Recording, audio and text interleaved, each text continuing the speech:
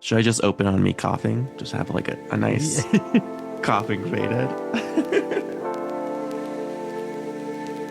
I'm Austin Lugo. I'm Andrew Harp. This is With Nothing to Say. Let's talk about Only Angels Have Wings. Before we get into this week's film, next week we're going to be doing our year in review. We're each going to talk about just a couple of films, maybe some first watches that we really enjoyed. This is by far one of our most popular episodes every single year. It's something I really like doing. It's a chance to kind of talk about just all the things that have happened this year. Of course, this has been a very big year for me. Henry was born last year. He turns a year old in 8 days, no, Yep. 9 days. So it's been a very complicated year, but a very exciting years for movies for both me and Henry. Henry's starting to get words, so maybe next year we'll have him more regularly on the podcast, which I'm Yeah, very maybe it could be excited yes. for. Yeah. He'll start having his own opinions. He does watch a lot of the movies that we watch for the podcast, so Yeah. he did watch Only Angels Have Wings, this week's film. So I'm very excited to have him on the podcast and just talk about a year in review and all the things that we have been able to talk about. But this week, as I previously mentioned, we watched Only Angels Have Wings, a Howard Hawks film. I myself have been Fuck on yeah. the Howard Hawks train. I mean, I have watched six or seven Howard. I watched the entire Howard Hawks collection on Criterion Channel over this last week Yeah. because one of the things I like about my current job is I have the ability while I am editing, while I'm in the office, I can watch movies. So I have just been watching Howard Hawks movie after Howard Hawks movie, trying to get the ones that I hadn't seen before. I tried not to do a lot of rewatches, so I'm not rewatching His Girl Friday. I'm not rewatching The Big Sleep, so I can't speak on those much because for some of those I haven't talked about, seen them in several years. Some of them I have seen more recently.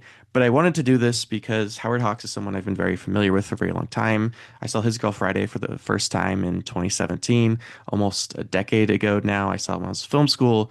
It was very influential on my career as a filmmaker, on the way that I write and the type of writing that I do, and the type of films that I love. That genre, those kind of early talkies was something that was very impactful on my life. And of course, we did a whole episode on His Girl Friday. So I don't want to Mhm. talk about His Girl Friday itself that much, but I do want to talk about Howard Hawks as a whole and the relationship that this film has relative to his other films. And having watched all of his films, almost all of his films, he's made a lot of films, but seeing everything on the Criterion Collection and a lot more on top of it, I can say with some assurity that Only Angels Have Wings, if it's not his best film, It's the greatest film ever pretty made. Like close. that's like yeah. Like it's the greatest movie that has ever been made in the history of time and space. Yeah. It's hard for me to say. I like Rio Bravo a lot. I watched a bunch of his Rio movies Bravo. yesterday. Like I love His Girl Friday and I love Rio Bravo. Yeah. Um, but I don't know, man. Yeah, you're right. Like Only Angels Have Wings, like that movie is like kind of crazy. Like the movie is kind of like it's so potent. It's like a magic spell of some sort, in my opinion. Yeah. Um, it has a great location, it has a great cast. I got my Jean Arthur shirt on today. Oh, that is awesome. The Jean Arthur shirt. I don't know if this is her in the movie or not. I don't know if this is her in Only Angels Have Wings. It kind of looks like her. It looks like it, but I can't tell for like I'm not. I want to Yeah, go I can't tell. 100% I on couldn't that. tell either. This is a shirt I got like one of my favorite singer-songwriters, Destroyer. They had a live show earlier this year, and I got a shirt. Okay. I like the shirt. I never even seen a movie with Gene Arthur in it until now. Yeah. But like, it's nice because the movie kind of like sort of like begins with her, right? Yeah. And like, I forget the name of the character that she plays, Bonnie Lee. Howard Hawks, his movies like in his movies have like very like great names. It's very easy to kind of like memorize like characters and names and stuff like that. Mhm. Kind of deep, you know what I mean? Like kind of not too bad. And so Jean Arthur playing Bonnie Lee like arrives um like in a South American like port town Mhm. and uh she's just kind of like making her way through. And this is sort of like the introduction to the town. It's basically just like uh you know uh and she comes across like people who work for this uh airplane company Hmm. owned by Dutchy, right? The The old Flying guy at the Dutchman. bar, the Flying Dutchman. And she becomes like acquainted with all these like guys, and uh those first 30 minutes are quite amazing. It that the first 30 minutes is just kind of like pure like Hawks, right? Kind of like that kind of like funny, kind of screwbally nature a little bit, fish out of water character. Um, has a musicality to it, of course. Um, I just like, but like, I don't know. Well, I don't know. Like, none of the other Howard Hawks movies, maybe Rio Bravo is kind of like this in a way, but like, I like Only Angels Have Wings. Like, they have like the first 30 minutes, and then things suddenly turn sour, Yeah. kind of quickly, and the viewers made aware of the stakes at hand. Hmm. And I think that's a really interesting way to open this film. I mean, having now watched a lot of Howard Hawks films and seeing sort of one of the things that Howard Hawks really loves is this very specific sense of place and scenery. And I mean, the amount of extras in this film is absolutely insane. There are just people everywhere moving in 1,000 different directions. And the camera is constantly just full of people. I mean, your eyes are just drawn to 1,000 different things going on simultaneously. And it's hard to kind of keep track of everything that's going on, especially in that opening. And I think it's interesting that we open on Gene Arthur, which is very important, but we don't open on Cary Grant. Cary Grant actually takes quite a minute before we get an introduction to him. We're introduced to these other two characters who sort of are vying for her interests. And it's Right. in the openings like just like this very fun, very silly, very Yeah. classic, old school Howard Hawks, just like haha, throwing a lot of jokes out there, just trying to get her attention, walking through the town, kind of learning about the town, going into Dutchie's place and getting drinks and this back and forth. And it's very entertaining, it's very fun. And then, as you point out, it turns very sour in what I would argue is one of my favorite scenes in all of cinema. I mean, it is just one of the most well-crafted moments. It is just Yeah. so thoughtful and so tense. And what's so crazy about this, and to discuss Yeah. the scene, this is the scene where one of the men he goes out, he flies out, and he's coming back to land, and it's just Yeah. like super foggy, right? And so they're trying to get him to land, right? They're trying to like talk him through it. And I'm thinking back on the scene and like it is just so tense but if like you actually watch the scene itself, it's mostly just like a shot of Cary Grant the Flying Dutchman and a couple other characters, right? Just standing there talking into a microphone or I guess Yeah. a radio, right? And that's pretty much the entire scene. Like we don't really see the plane until it crashes. We're not right. We're not seeing the plane fly around. We're not seeing a bunch of reactions. It's really just him talking in a microphone Yeah. for several minutes, and it is by far one of the most tense scenes Yeah. I have ever seen. All I love the action in the movie. Like, I like all the plane stuff. Yeah, I like he Yeah, gets some like great like plane they get like a footage, lot of actual aerial footage, which is insane. Yeah. Yeah, like this is basically like his aviation movie, right? Like, Yeah. you know what I mean? Like, it's his airplane flying. It's a movie about flying airplanes or whatever. Um, but Howard Hawks kind of like takes that like the concept of kind of like the genre of like the airplane movie, right? Mhm. The aviation movie, the Yeah. airplane movie, the air travel movie, and he's able to kind of like push it to like the furthest possible level. Um, but at the same time, though, you wouldn't.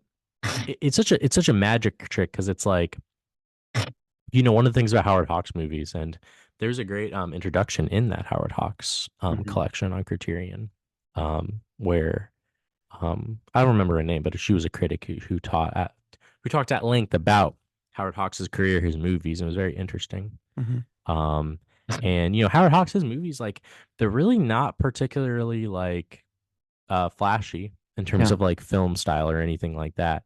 Mhm. Um, she talks about how like earlier films like Scarface and Yeah, The Criminal Code, which I've not seen, it's great. have like are quite stylistically or have a lot of like stylistic Yeah. flourishes in the filmmaking compared to Hmm. something like this.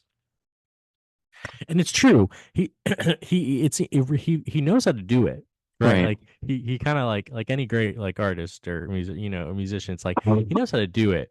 He figured it out, but Hmm. now he's deciding to like pull back as much as possible and only have like what's really important there, Yeah.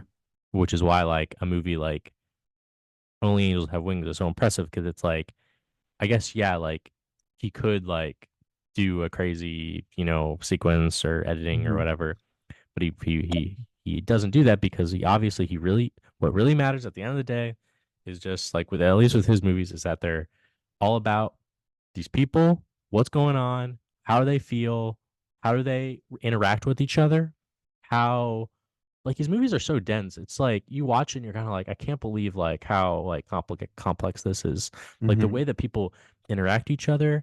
He's really able to really like bring out like performances too where and it's writing and just like everything all together. He's able to input so much like I want to say like I know there's a specific word for it, but like this feeling of a past between characters, right? Mm. Yeah. Even though we didn't necessarily see that happen, like, Yeah. it's only discussed or surmised, right? Right. That's so impressive. Like, Yeah. you know what I mean? Like that's so impressive to be able to like get that out of like just just writing, a camera, like staging, just he's able to get like so much out of so little. Yeah. And yeah, and that's just what these movies are all about. Is Howard Hawks movies is just kind of like that cast, that's sort of like that like family unit basically, Hmm. that are trying to deal with each other, deal with themselves, and yeah.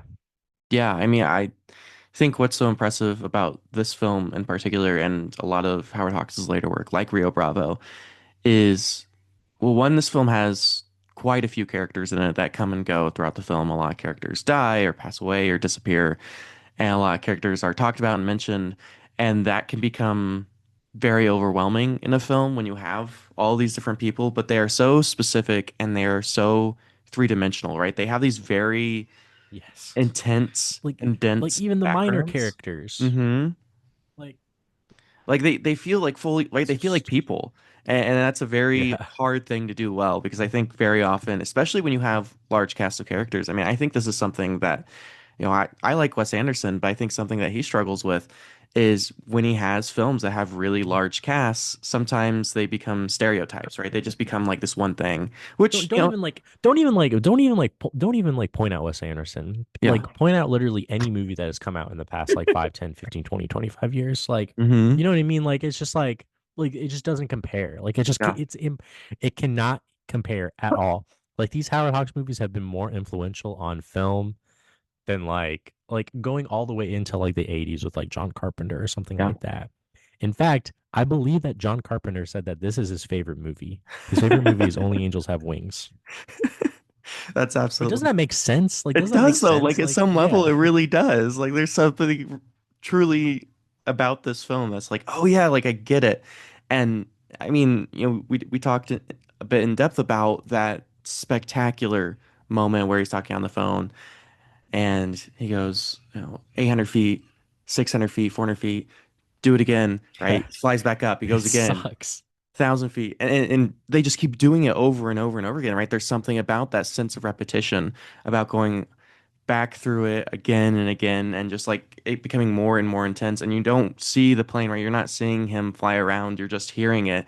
And so you're having the same experience that Cary Grant and the Flying Dutchman and all these other people are having, where you don't get to see the plane flying, right? You don't get to be released from that anxiety and kind of be in that person's headspace. You just have to be on the ground and you don't see it, right? Yeah. You don't see the plane either. You have to go completely by sound. You have to go Mhm. completely by like they're looking around, right? Literally, their only source of where this person is by listening to them, which is an absolutely Mhm. insane way to fly a plane.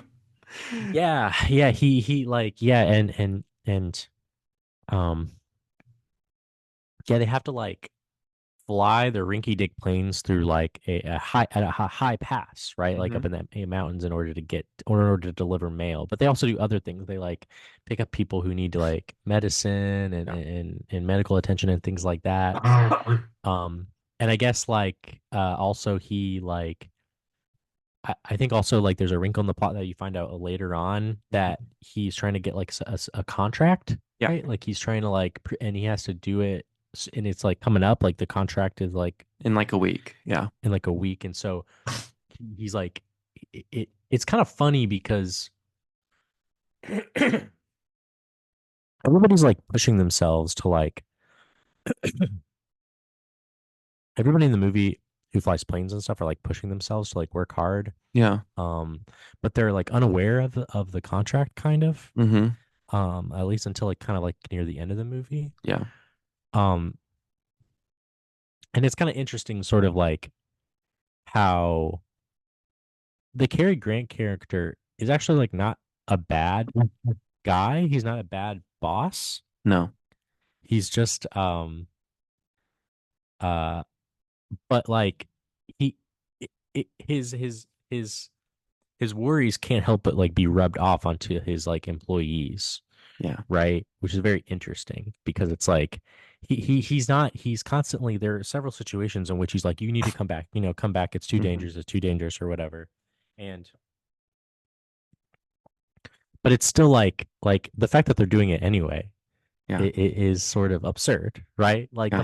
the whole operation like is an absurd kind of thing, right? Where it's like these like it's just like a bunch of like white people like in the middle of South America delivering mail for what to who? Like Yeah. these things aren't even. And then they had to deliver absurd things like nitroglycerin and things like Hmm. that, which is very funny. And like they just have to like they're like they constantly have to do these like little chores and stuff, and it's like extremely dangerous and like the weather's messed up and everything. Yeah. But like they're high off of it, right? It's like a Hmm. drug. Yeah. There's this great irony in the fact that Cary Grant, in his attempt to hide the fact that this contract is coming up or that this contract exists, because what we learn is that if they don't get the contract, like Flying Dutchman's going to lose everything. I mean, he Right. has bet everything on this, and so his entire livelihood depends on it. And Cary Grant's the only one that knows this. But by not telling anyone, he's creating this even greater sense of anxiety. And they don't understand like why the anxiety is there, but they feel the need to live with it too because they all have the same desire as pilots. Like this is what they do. They get high off of this thrill. The first film that I thought of and the nitroglycerin scene helps, but I couldn't help but think of Wages of Yeah. Fear, both the uh Yeah. Wages of Fear is more I agree with you. It's yeah. more optimistic. Oh wait, no. Like Only Angels Have Wings is more optimistic than Yeah, Wages of for Fear. sure. Wages of Fear is just kind of like there's just like no love, romance, No. camaraderie, friendship. That's all out the window by the time the movie's over. Only Angels Have Wings at least has like those aspects in It mind. has some hope. It has a little bit of hope. And Only Angels Have Wings, like it's basically a movie about like forgiveness. It's Hmm. basically about forgiving other people, especially with the subplot with the guy that killed the kid's Yeah. brother, Hmm. or like didn't really kill him, he abandoned him. Right. Yeah, that is absolutely great subplot because there's this weird thing about these people who live in this space together is they all have to have this extreme amount of trust for each other because what they do is very dangerous and they have to rely on each other to this extreme extent. And the only reason that he's there is because they can't find anyone else. Like he's the only one that will do the job. And so he's And he lied too about like his name or whatever, hmm and then it also turns out that his girlfriend is the former girlfriend of Cary Grant.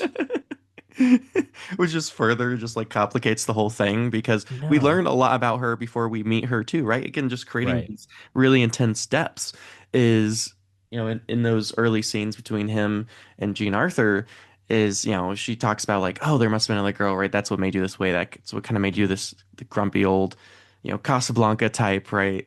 Sort of thing. And one of the things that Howard Hawks does in a lot of his movies, in almost every single one of his movies, is he loves a musical number. He doesn't make musicals, Yes. but he loves a good musical Yeah, number.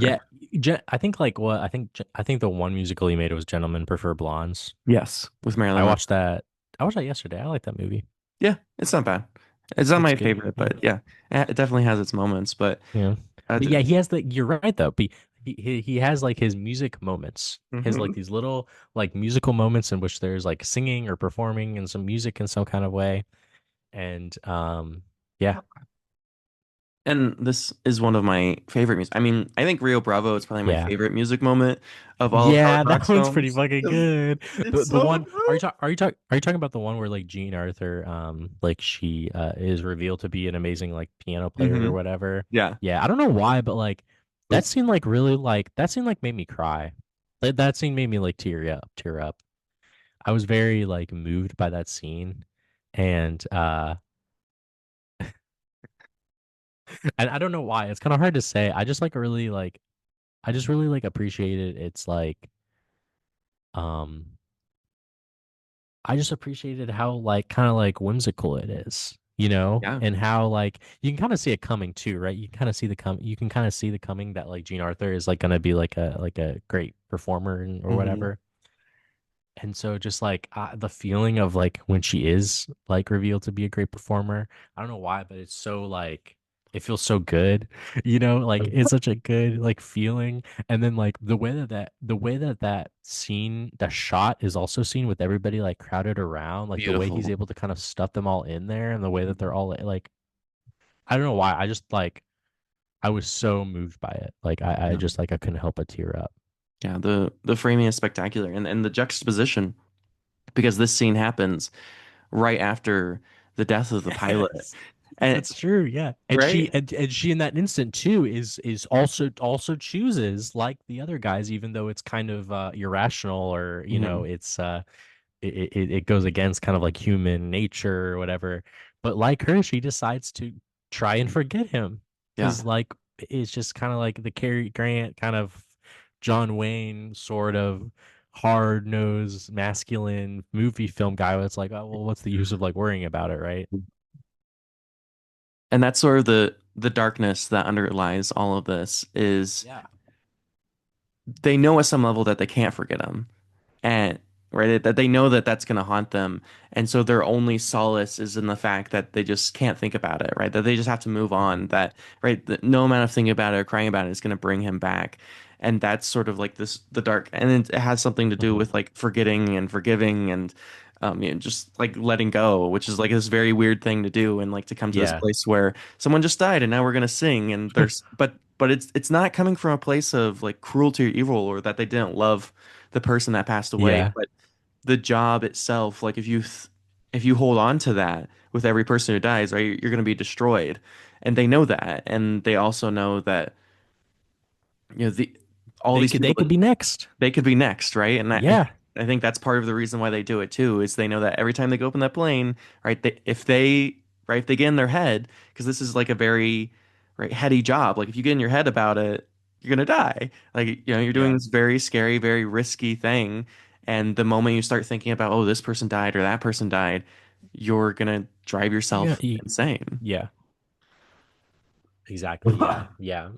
And yeah, and like you said, like the movie does kind of have like this sort of like underlying like darkness, Hmm. especially right after like Joe dies, right? And the Yeah. you're kind of like, whoa, like the viewer is kind of like, okay, the stakes are high. Stakes is high. And you're like the whole movie is just sort of like very like it's just sort of and I just love like it's just so it feels a little different than other How to Hawks movies that I've seen. I Yeah. haven't seen them all, but Hmm. like there's something kind of to that, to kind of like that underdarkness, sort of proliferating underneath that sort of makes things. It really kind of like complicates the movie a lot. Yeah. Um, but like you said, I love that. I love the there's something like I like that pilot looks a little evil and untrustworthy, Yeah. and he has to like prove himself, right? Hmm. Right, and then they forgive him, right? They forgive Yeah. him because he doesn't do what he did before, right? Where he like runs out of a difficult situation Yeah. and he gets hurt really bad. He burns his hands or Just whatever. like his whole like half of his I love the scene face. where he holds a drink with like his like burned hands. That's so funny. Oh, I love that line too, where Jean Arthur, she's like talking about like the airplanes or whatever. It's Hmm. just like I don't know, like it's like it's just kind of like where she's like she says they look like flying people or something like that, Yeah. or not like birds but flying people. Hmm. What a great line. Yeah, That's so good. there's so many good lines in this, and I'd seen only Angels Have Wings before, and for some reason the first time I saw it, it didn't really hit me, and maybe it was just because I was in the headspace that I was in, or I mean, I liked it the first time, or maybe I was just watching a lot of Howard Hawks films at the time, and it was just kind of it just got mixed in the jumble. But when I was watching it, I very vividly remember the scene where they do the eye test. Like Yeah. that scene, like the moment I saw, it, I was like, I remember this scene Yeah. exactly. Like I know exactly what happens in this Yeah, scene. that's a sad scene because he has to be told that he can't fly anymore. Hmm.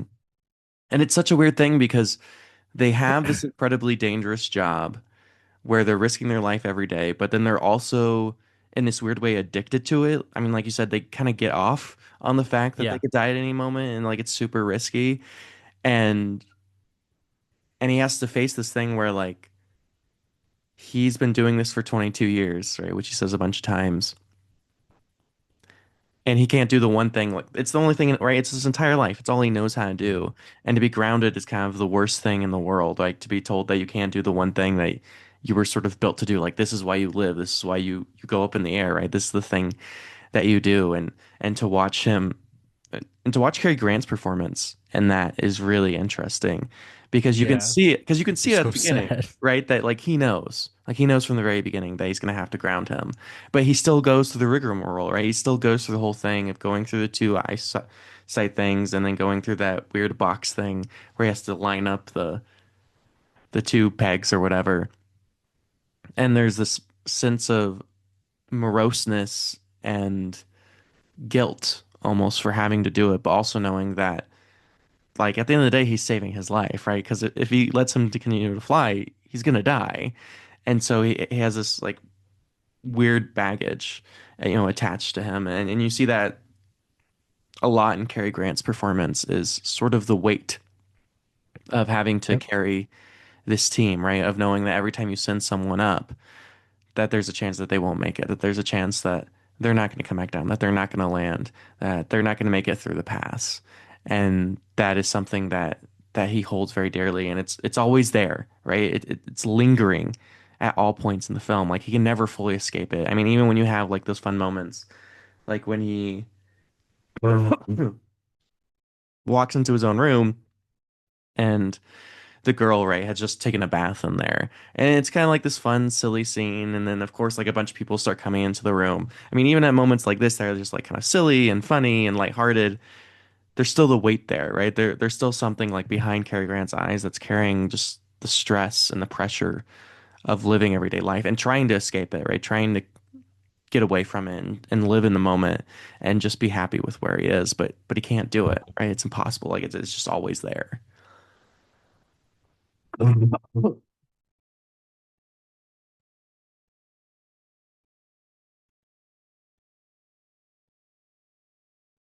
Yeah, and like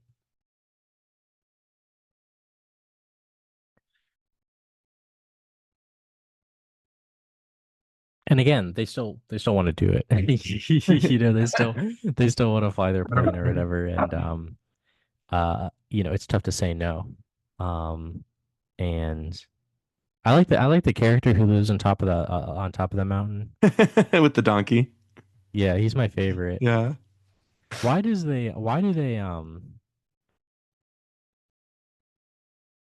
Um why do they like they try to why do they drop the nitroglycerin on the birds?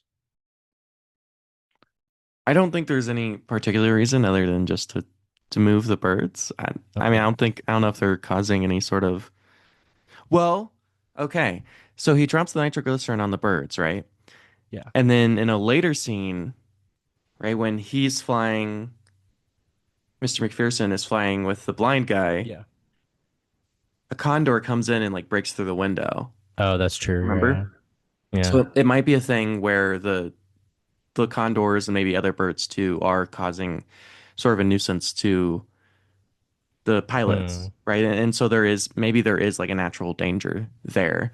Uh, I don't know how often that happens, but there, I mean, at least twice, because earlier in the film, remember when Cary Grant is testing, this isn't because of a bird, but right earlier, Cary Grant is testing a plane, and the windshield basically comes off and hits him in the head. Yeah, So, like that's a people are crazy constantly scene. just like getting knocked out in this Yeah, film like these like mid-flight. planes are terrible. Like the movie like makes it very clear that these planes are Not built like to they're just fly like fall apart. They just like fall apart. Yeah. immediately. Yeah, he gets like hit in the head. He gets like knocked out for like a few seconds, and then like it's like spiraling to the ground. I love that scene. One of the things that I love about that scene is they're obviously like they use a lot of miniatures in this film to really great effect. The Yeah, miniatures so look yeah. absolutely spectacular, and they also do a lot of actual aerial footage. Like they have people in fucking planes, right? They're filming actual planes. And one of the things I love about that moment is they'll do these cutaways to Cary Grant, and he just has like this completely blank face when like the plane is just like plummeting to the ground. Like there's no like fear or anything. It's just like completely blank, just like this is my job, this is what I do. And I love it.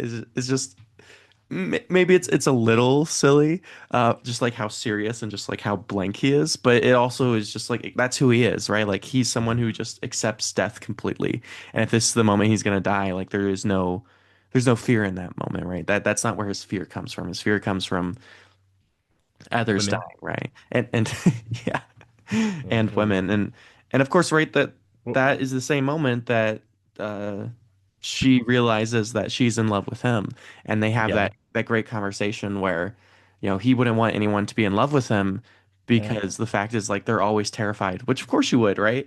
And so like there's this weird complicated thing when they talk about love is she loves him and he loves her, but because she loves him, part of her doesn't want him to do this because he will die, but then she also knows to ask him to do the thing that he loves the most, right, is to hurt Mhm. him and not to love him completely. So like then her love is a form of this masochistic pain, right? To love him is to be in this place. And then he's also in this similar place where he wants to love her, but then he also doesn't want to have to, right, again, because like flying is this such heady thing, he doesn't want to not be able to take risks because of a girl, right? What does And he say? I would never ask a woman to do anything or something like that. Is that mhm. what he says? I would never ask a woman to do anything. And I think it's a very beautiful and haunting view of love in this way that we make these sacrifices and we make these decisions, and how love in a lot of ways is out of our control and we can't do anything about it. And if we had the choice to love someone or not someone, maybe we would make these different decisions. But a lot of times that we don't have these choices, and these people are put in these positions where Mhm. they'd give anything not to love them, because to love them is to hurt, is to feel this just terrible, awful pain, but they can't get rid of it and they can't escape it. And so I love watching their dynamic because they get really angry at each other, right? They kind of have this Six Girl Friday thing where, it's not so much a Yeah. will they, won't they, but right, there's this constant bickering. But Yeah. the There's that difference scene is, too. I love that scene where he's talking to his old girlfriend and he has he like, he like throws the door open and Jane Arthur like falls in. yeah, it's a great moment. It is. It's just, I just love it. I mean, I just love every second of it, and there's just so many things going on, and each of these characters kind of have their own lives that they're all trying to live, right? They're all trying to prove themselves. I mean, the subplot of Mr. McPherson uh, is such a fascinating one because it's a story of redemption, right? It's a story of not being trusted, of not being wanted, and because of that, and it's never really clear why he chooses to stay other than maybe to prove himself, right? Because Cary Grant basically at the beginning is like, if you're gonna stay, you can stay, but if you're gonna stay, you're gonna get the jobs that no one else wants, right? You're gonna get the most dangerous jobs. Yeah. And he's not getting paid extra for this, right? He is not getting paid extra to do any of this. And when the nitroglycerin scene happens, right? He's like, "Oh, I really am the person that you go to. Like that wasn't a joke. You literally meant the job that no one else wants to do." And he's like, "Yeah, that's why you're here." But he's still willing to do it. And it's not because he's getting something extra out of it. I To me, the reason that he's willing to do it is he is looking for this forgiveness. He's looking for this thing that everyone is looking for, right? They're looking for this reason to do what they do and to be forgiven and to be loved. And he's constantly searching for that in this film. He's willing to take these risks that no one else is willing to take. But then what's great is even though he's willing to take these risks, like when Cary Grant says, "No, you need to come home," like he does, right? He's just like, "Okay." Yeah. Right? Like there's never that sense of, it's kind of thinking of Top Gun, another very famous Yeah. aviation film, or like the second Top Gun, Top Gun Maverick, where right, Tom Cruise would be like, "We have to do this thing," and or one of the commanders would be like, "We have to do this thing," and then Tom Cruise or someone else would be like, "No, I can't. I have to do this other thing," right? And they'll kind of Yeah. go against each other. Where in this film, if Cary Grant's like, "No, you have to come back," they're like, "Okay," and then they just come back, right? That's not where the conflict lies because they know how dangerous it is. And I think back to that But then but I guess the guy at the beginning kind of sort of he sort of went against phase, orders, and I guess he died, right? Like he and he died. dies. Like that's what That's happens what when you happens. disobey Yeah. orders, right? Because he wants to see that girl, right? He has a date with that girl. It's a great And he line. got a date with that. I love that too, where it's like it's like Gene Arthur. He asked him. I love that like line, or that back and forth for a second, where he's like, Gene Arthur's like, "Was it my fault that he died?" And Oh, and Cary Grant's like, "Yep, you're the one who like created put the frog there, put the trees there for him to hit you." Like he's like he kind of gives her like a snide kind of like hmm um he gives her a snide kind of like sarcastic answer, right? And he like no, literally just died, which is very funny to me. Um, there is something kind of like that's I feel like that's another like coping mechanism, right? Like that no, you kind of are that you notice in the movie after he dies. Um, sort of like kind of like a sarcasticness or like a snideness no. in order to sort of cover up the fact that like you're bummed that your friend died. Yeah. Um, and I guess like in a way, I guess it's everybody's like fault, and at the end of the day, he chose to go up there and fly, so he wasn't forced to do it, right? Yeah. Um, but yeah, um, their interaction that relationship and the interaction and their interactions are interesting because their romance kind of takes a backseat to almost everything else, Yeah. um, until the very end, hmm which is kind of interesting. Like that's how like complex the movie is. It's like it's got like so many things going on, and even like the central romance of the film is like kind of like it's not unimportant, but it's just one out of like several it's just one out of several other equally important things that happen. hmm And I wonder if that comes from thinking back to that line where she asks if it's her fault, is the sense of fatalism, of destiny, of these things being out of our control, and there's nothing we can do about it. And having to live in this world and accept it this way, because if you see it any other way, because the moment you start blaming yourself for anyone's particular death, you're just going to be Yeah. forever haunted about it. And just accepting that all of these things are just going to happen. I mean, there's that moment near the end where right, she pulls out the gun and she's like, "I'm not going to Yeah. let you go." And he's like, "Oh, you're just going to do the job for me? Like, you're just going to kill me before I go up and get Yeah. killed? It doesn't make any sense." And then she sets down the gun and it shoots him in the arm, right? It shoots him in the shoulder, which inevitably leads to McPherson and the blind man going up and flying or attempting to fly through the pass. But it's like there's nothing. They're like, "Well, you're shot. Like you can't go up." And they're just like, "Well, like." I mean, there's that great moment where because the blind man was already going to go up, right? He was ready to go. And when they realize that, oh, the only one other person I can do it is McPherson, he's just like, well, I'll see you on the plane, right? I'll see you in the tarmac in 5 minutes. Like again, there's just this blind acceptance of this is how the world works, and there's nothing we can do about it. Like this is just fate, this is destiny, this is how it is, and we just have to work through it, and we just have to. And one of my other favorite, and there's so many great flying scenes in this. We talk a lot about the aerial footage, but Yeah, it's all great. when McPherson goes to pick up the guy who's hurt, the guy who's injured, and they bring Yep. his dad on the plane too. And Cary Grant's like, "That's gonna be pretty heavy. Like, you're gonna be able to get through it." And he's like, "Oh yeah, yeah, don't worry about it." And then you have that crazy intense scene where Yeah. he basically just plummets off the side of a cliff, right? Just diving basically straight down to Yeah, it's gain enough nuts. speed and then just like comes up. I mean, it is wild, It's insane, and it's real, right? They clearly got it's like pretty actual real. aerial footage Yeah. of like I and it's can't believe that. is just some of the most insane aerial footage I've ever seen in a film. And it just blows my mind. Like just how close they're willing to get to these cliffs. I mean, so dangerous. Like on just a very like practical, hey, we're filming a movie where a guy's gonna have to fly a plane near a cliff. And they're like, yeah, yeah, let's just go do it. Insane. Like yeah, like well, yeah, sometimes you'll sometimes like you'll be watching it and you're kind of like because of the perspective it almost looks like a plane is about to like crash into like into a mountain or something like that. You know, that happened a couple times with me where I'm like, they're about to crash. Like, oh, no, it's just this perspective is wonky. Yeah. It's I've had it a couple times, but yeah. oh God, there's I just I love it. I mean, I just love. Yeah, it's such a potent film. It's just kind of like it's Howard Hawks movies are very like populist. Like they're Mhm. very like they're just all about like people. Yeah. Like that's all about just like people and the way that they act, their expectations, their past, their um their relationships, their friendships.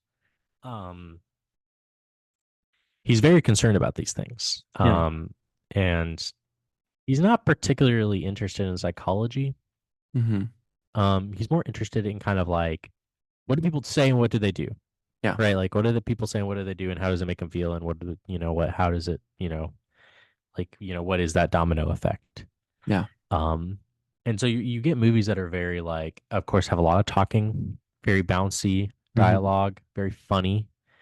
Um and it's just like they don't make them like they're used to, like Hmm. it's good to watch a movie like these movies and these movies are just so easy to like watch. Like they're They just like are. not like challenging at all. Like they're very fun to watch. Yeah. And yeah. And this one in particular is not is more like we talked about. It's more kind of like a dramatic, dark sort of tone to Hmm. it, which I think really kind of sets it apart.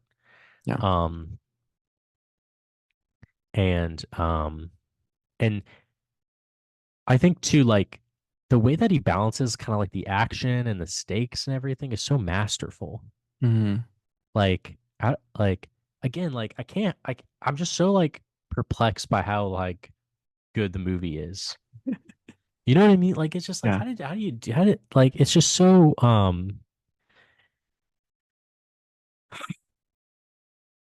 it's just like you can't believe like I can't believe like how good just because like again it's just one of those movies that is very impressive because it does so much with so little.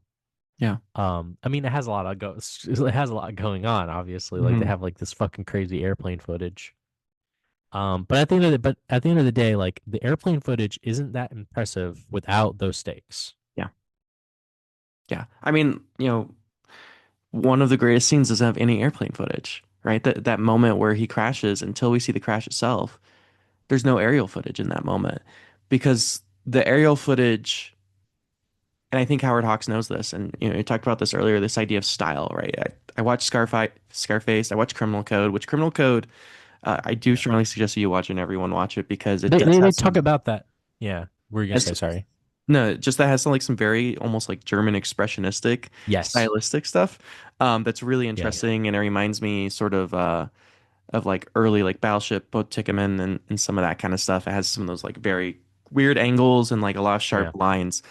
And what's so amazing about this film, and this is true, I think, with a lot of Howard Hawks films, is a lot of his early work is much more stylized than his later work. And I don't, and like you said, it's not because he's not capable of it. He is very much capable Yeah. of making something that is very stylistic, but He he's doesn't care. aware that that's not the point of the movie. And Yeah. I think this is often the problem, when we say they don't make them like they used to. I think the problem is that there are far too many filmmakers now that are more concerned about style than they are about telling a great story. And Howard Hawks, at the end of the day, He's like, look, I can make this movie look insane and do like all these really cool things, Yeah. but that's not going to make the best movie, right? The reason this movie works is in those moments, not where we can see things, but where we don't see things, right? It's the things that we don't see that make this Yep. movie so intense. It's the thing where you're sitting there with Cary Grant on his little radio and you don't know what's happening. Like that's what makes this movie so intense. And there's very few locations. Like this is basically a one location film. I mean, there is Pretty much. airplanes in the sky and there's The Dutchman's bar, yeah. the Flying Dutchman's bar and like the little section attached to it. There's very few locations here, right? They're not going to all of these crazy places. I mean, most of this was probably shot on I mean, Rio Bravo is the same way. I mean, Rio Rio Bravo's the Bravo same is way, just right? It's basically has just like like one very town, like very few locations. because he doesn't. There's not really like a reason to do Right, that. exactly. Like Like you don't need to it's go all just these kind of places. it doesn't like his movies aren't really about like his movies like do take place in like faraway places, right? Like South America. Yeah. To have not, I think takes place in like what like the Middle East or like Hmm. Africa or something like that. Like his movies are about like travelers, Yeah. like kind of like like travelers like going to like different like kind of like quote unquote exotic places, right? Yeah. And trying to like rough it up, like getting working, and then they meet people like that are similar to them, right? Like that's a big part of these Howard Hawks movies, and like Only Angels Have Wings is a big part of that. Hmm. But ultimately, you're right. Like it's all kind of like contained in this like in these small areas because ultimately, I mean, like it doesn't really like need to like be here nor there. It just has to be.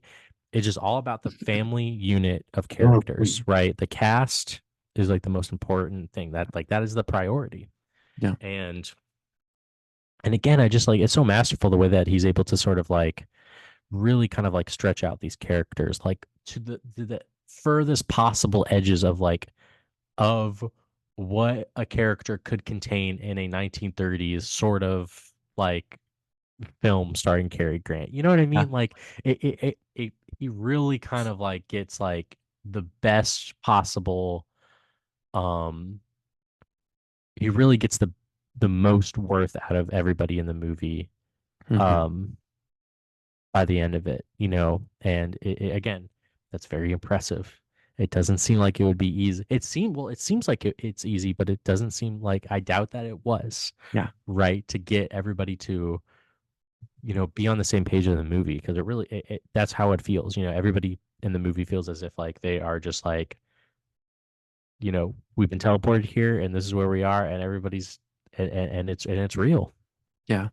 And maybe that's the reason I am so drawn to Howard Hawks is even though his films can be very complicated and technical and stylistic, is they always feel so seamless and smooth. And it never feels like you're working too hard. It never feels like the director's trying to be like, oh, look at this cool thing that I did, right? Look at this cool choice that I've made. It always just feels that it's just second nature, even though it's not, as you point out, right? There's some very complicated things that happen in this film and all of his films, but it happens so seamlessly and it's so smooth and gentle that you don't notice it. Emily watched this movie with me, and as everyone who's listened to the podcast before knows, Emily's not a big cinephile person, and especially when I say we're going to watch a movie for the podcast, she even gets a little more judgy than she usually is. And what I love about Howard Hawks is his films are very easy to get into for people who haven't seen a lot of older films. Yeah. Because I will admit, like there are a lot of old films that I love that aren't easy to watch, right? That are not easy to watch. But I do think that the Howard Hawks films, they're funny, they're silly, sometimes they're very dark, they can be challenging, but they're very easy to watch. Like I would not have a problem. I think I could show this to a group of students that I've had in the past, and they would watch it just as much as they would watch Yeah. a newer It- film. it's it's it's possible. Yeah. It's possible. It's possible once you open up your heart. Hmm. Um, you have to open up your heart and take it in, You do. and once you do, it's really quite easy. Yeah. How No. entertaining his movies like really are, and how fun they are. Hmm. Um, yeah, like people like to think of like movies like this as like kind of fussy Hmm. or you know maybe they are a little like old fashioned. Hmm. Um, but why are they so like? But like, how can you like? how can you dismiss its beauty and its like potency, its emotional potency, Yeah. you know? Like the ending is like amazing. Like how could you like you can't like no one can write as amazing. No one can write or film as amazing scene as that where like she realizes that the coin is like double-sided, right? Perfect moment. That's perfect Hmm. because it's like he can't say I love you just because like he's like hung up, right? Hmm. But he does love her. Yeah. And so that's how he's able to like tell her that he loves her. Yeah. Like I can't you can't argue with it. You know, like it's just like there's no argument in terms of like the quality. Yeah. And I think that's a perfect place to kind of bring us to the end of this conversation. Yeah. And we've had a lot of great things to say about this film, and Yeah. I will just end by saying Howard Hawks, truly one of the great auteurs, one of the greatest filmmakers of all time. I think for me, he'll live up there. There's a lot of films I've watched of his that are easily eights, some nines, and I mean I kind of go back and forth on this because I think Rio Bravo is such a nearly perfect film, but I think this might be my favorite Howard Hawks film, as I said at the beginning of this conversation, because it is quintessential Howard Hawks. It has the music scenes, it has the quippy humor, but it has those darker elements. It has this weird will they, won't they thing going on. It has style, but it never falls too far into style. It knows when to pull back, it knows when to be patient, it knows how and when to create this tension. And those characters are just so well designed. And there's just so much going on with each one of these characters. They feel like fully fleshed human beings. They don't feel like people on a page. They feel like people who have lived long and intense and dense lives. Yeah. And it's near perfection. Honestly, I'm gonna give it a 10 out of 10. I'm gonna go there. I'm just gonna say it. It's a 10 out of 10 movie for me. Yeah, I think you should just because it's like I'll give it a nine. Hmm. I'll give it a trepidatious nine. But like, yeah, like when it comes down to it, it really is like the best. Um, like it's it's just fantastic. Like it's just like so good. Like, it's Yeah. like, I don't know what to tell you. You know what I mean? It's just like it's just a movie that really does speak for itself in every single way possible. Hmm. It looks good. You know, it has an amazing cast of amazing characters that you love hanging out with. You know, you love hanging out with everybody. And you know, a Howard Hawks movie like in Rio Bravo is another good example. You love hanging out with the boys, and you Hmm. know, and Only Angels Have Wings. You love hanging out with everybody, seeing what's going on, seeing their dynamics between each other. It's exciting when a wrinkle occurs, right? Um, like it really is like, you know, it's incredible. Like it's like a thrill when you watch it when like it's like when like something kind of, you know, it's like a conflict Yeah. occurs. Like it's so awesome. And yeah, I love this movie. I don't know if it's my favorite Howard Hawks movie, you know, of the ones I've seen. I need Hmm. to rewatch His Girl Friday because it's been years. Right. And I thought about rewatching it. Because I mean, I love that movie just because that movie is like, from what I remember, that movie is like always on. It's just bam bam. You know what I Yep. mean? Like that is like that one would be hard to compete with. And Hmm. Rio Bravo, like you said, is up there for me as well. Yeah. Beautiful film. So it's hard to say, but yeah, I mean, this one is obviously up there. It's so good. Yeah. Yeah. Absolutely. Well, thank you all for listening. You can find this podcast wherever you hear podcasts. You can find us on Instagram, TikTok, and YouTube. I have nothing to say. And thank you again.